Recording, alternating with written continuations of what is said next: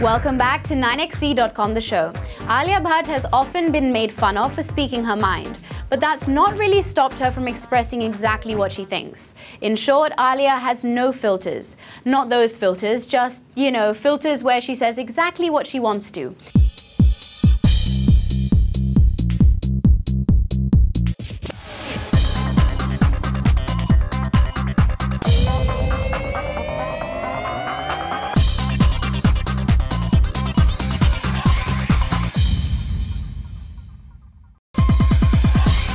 And while that might have worked against her in the past, it's also super refreshing to see an actress who really doesn't hold back, especially when she talks about her own flaws.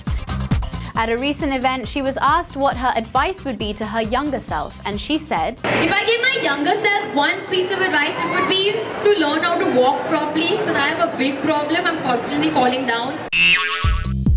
Well, that's true. Alia went on to confess more.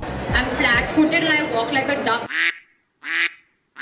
But of course, all's not lost. Alia still has time to set things right. I wish I had a better posture and a better walk. But I'm working at it right now. It's not too late. I'm just 22. It's really cool to see Alia being so open and totally chill about addressing her flaws. I mean, most girls in Bollywood do their best to hide their flaws, don't they? Maybe she gets this Mufat streak from her father, Mahesh Bhatt. Now, isn't it time she opens up and admits to her relationship with Siddharth Malhotra too? If you have any suggestions or advice for Alia, bring it on. Tweet #HeyAlia or #Don'tYouWorryAlia at 9XE the show. And while Alia has advice for her younger self, her papa Mahesh Bhatt is refusing to revisit a project from his earlier days. Last year, Mahesh had announced a highly ambitious plan of remaking the cult film Saransh, starring Anupam Kher and Rohini Hattangadi. This one was to be written and directed by Hansal Mehta. But 10 months down the line, the project has been scrapped.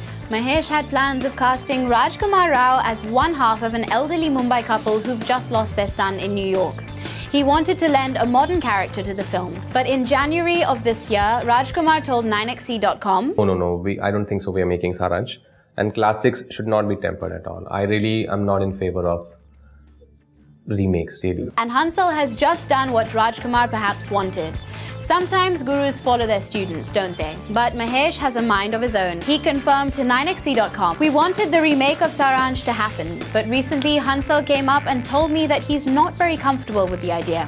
While the grapevine suggests Mahesh wasn't too happy with Hansal's script, Hansal himself told 9XE.com, "If I can't add anything new to the script or better it, there's no reason to remake a classic. Saransh seems so fresh even today when it airs on TV. Although it's been 30 years since the film released." Now that's an extremely honest approach, we must say. After all, thanks to a certain Sajid Khan and Ram Gopal Varma, we've already had more than our fill of badly done remakes. And an immensely talented director like Hansal should stick to originals.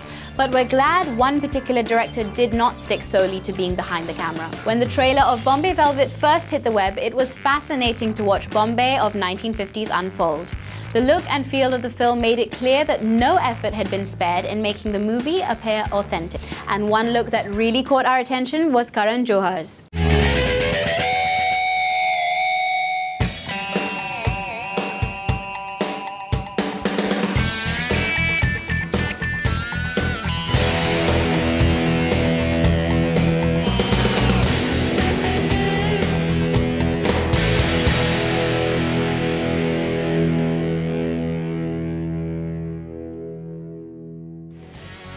Karan plays Kaizad Kambata, a media mogul with flair and flamboyance. So his look in the film had to reflect that, which meant that Karan had to do away with his favorite color, black, and embrace a wide range of colors. When 9XE.com met with the film's costume designer, Niharika Bhazin Khan, she told us about Karan's reaction on seeing all that color. And the first day when I showed him my presentation and I took this to him and I took him through it and I said, "Listen, this is where you fit in and this is how we're looking at it and you're my guy of color."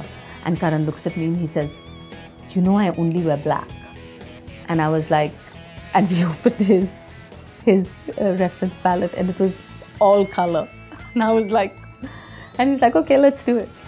Karan was given double-breasted suits in colors ranging from mustard to blue. He paired these with pastel and polka-dotted shirts. Adding to his flamboyance were printed cravats, pocket squares, and bright bow ties. And of course, he had his killer attitude to blend it all together. The references for Karan's look were equally powerful men like Rusi Modi and JRD Tata. Another important aspect of Karan's look was his thin moustache and grey hair that add menace to his character. Couple of moustache trials. So to get the right moustache on him, because of course we didn't want him to look funny.